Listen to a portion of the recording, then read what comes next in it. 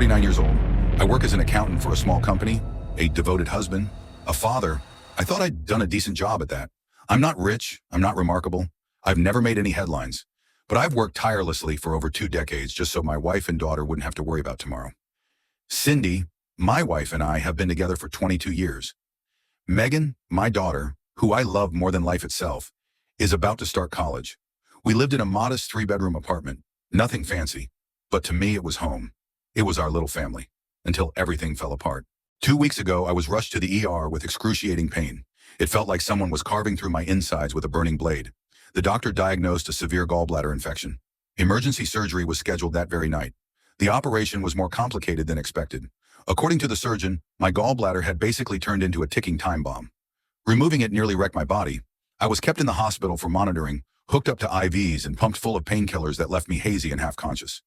On the 3rd night post-surgery, I woke up in a daze around 2 a.m.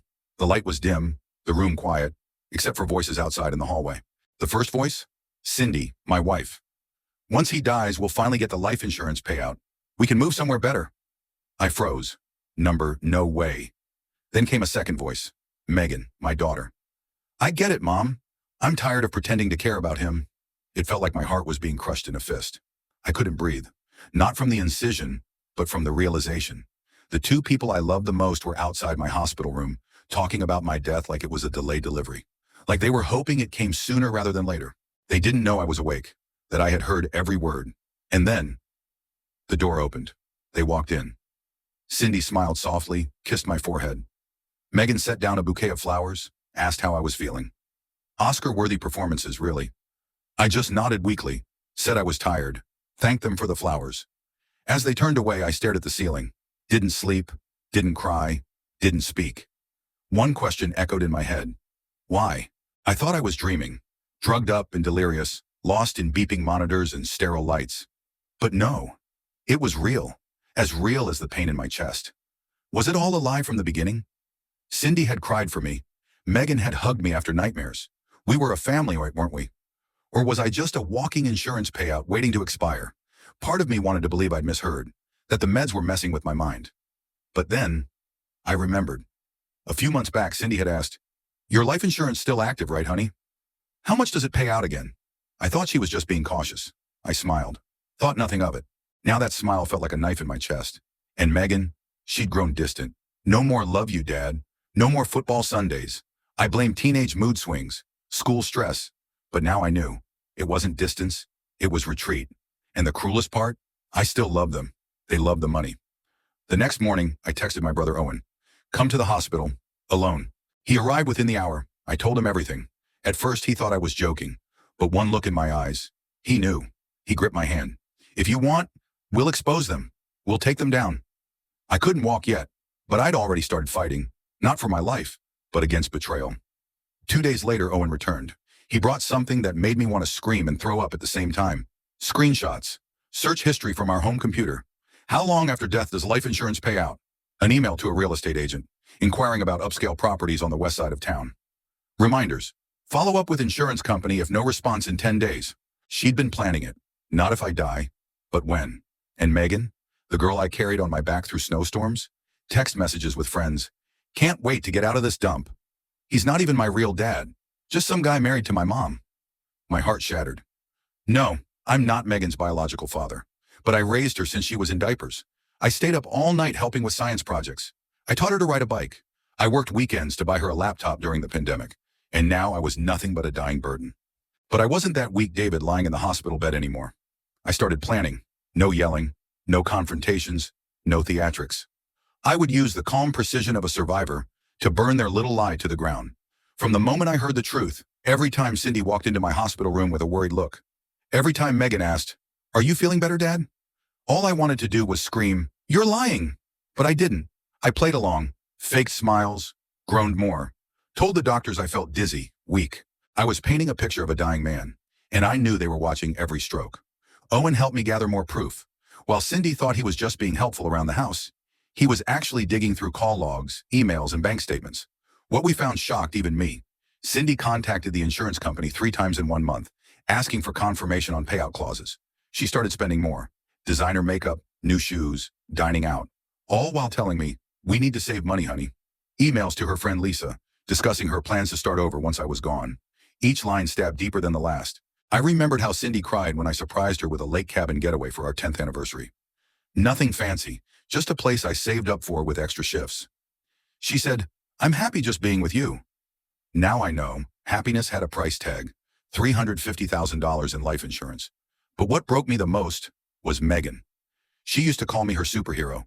I was the only one she ever called dad. And now, I was just the guy her mom married. A pathetic joke. That's when I made the decision.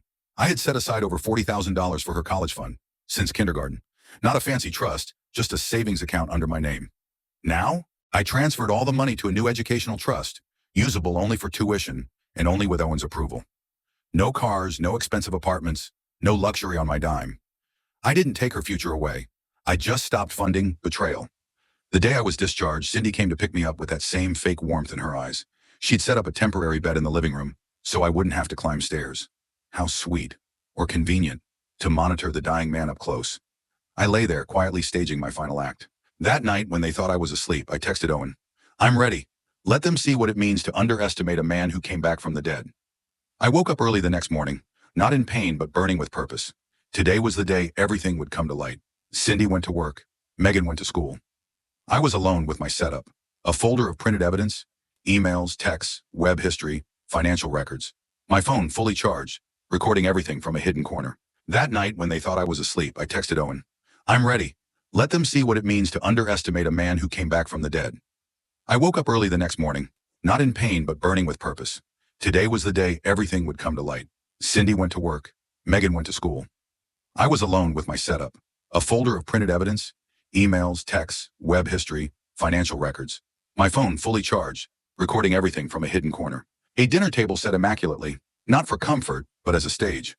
I cooked spaghetti with meatballs, garlic bread, and salad, Megan's childhood favorite. Part of me still wanted to hold on to something good, just a small part. Cindy came home at 5:30, shocked to see dinner ready. "Did Owen help you?" I smiled. "I'm feeling better." I wasn't better. I was awake. Megan walked in at 5:45, grumbling about school, freezing when she saw the table. "What's going on?" "I just wanted a nice family dinner," I said. At 6, we all sat down. I wish you could have seen their faces. Cindy went pale. Megan froze. Then came the excuses. "You misunderstood. We were talking about someone else. I didn't mean it. I was just tired." I didn't say a word. I opened the folder, one page at a time. Emails to a realtor, searches on insurance policies and post-surgery death rates. Megan's text calling me just some guy. Unexplained purchases from joint accounts. Each page stripped away their lies. Cindy changed her tone. Denial turned to anger. "I gave you 20 years. Do you know how my friends live? Their husbands are rich, travel the world. And me? I got stuck with you, Mr. Cabin Getaway." I looked her in the eyes. "So your plan was to wait for me to die?" "No, I was thinking about the future." I laid it all out. Cindy was removed from the insurance policy. The new beneficiaries were a cancer research fund and Megan's conditional trust. I split our savings account, took my share, legally. Divorce papers had already been drawn up by Arthur, my attorney, and I was moving out tonight. They had until the end of the month to vacate the house. Megan burst into tears, begged for forgiveness. "Dad, I'm sorry. I didn't mean it. I love you." I wanted to believe her. I truly did. But then I remembered that message. "He's not even my real dad." I looked at her. "I will always love you. But trust? You burn that to the ground." Cindy started yelling, "We're a family. We can go to therapy. Fix this." I laughed. "Did you think about therapy while emailing a realtor?" Dinner ended. The food sat cold, untouched. I stood, grabbed my bag. "Goodbye. I'll be staying at Owen's. This house isn't my home anymore." I walked out. Didn't look back. No tears, no rage, just empty. I once thought if my family ever fell apart, I'd drink myself to death. Break things. Scream. But I didn't. I just breathed, like I lifted a mountain off my chest. Owen waited at the end of the street, headlights casting a soft glow on his worried face. "You good?" he asked. I nodded. Didn't say a word. 3 days later, I was sleeping in Owen's living room. One twin bed, a few clothes, my laptop, a cold cup of coffee. My phone exploded. Cindy cried, screamed, begged, threatened, apologized, then back to begging. Megan sent a novel-length apology. "I'm sorry, Dad. Mom influenced me. I didn't mean it." I didn't respond with much, just what was necessary. Divorce papers will be sent to your attorney. I'll stop by Friday for my things. Please don't be home. The hardest part wasn't the divorce. It wasn't leaving. It was telling others. Family, friends, co-workers. Everyone wanted to know what happened. Some were shocked. A few sided with Cindy. I heard David struggling mentally. I didn't argue. I sent the audio, the screenshots, the proof I'd spent weeks gathering, the silence afterward. Said it all.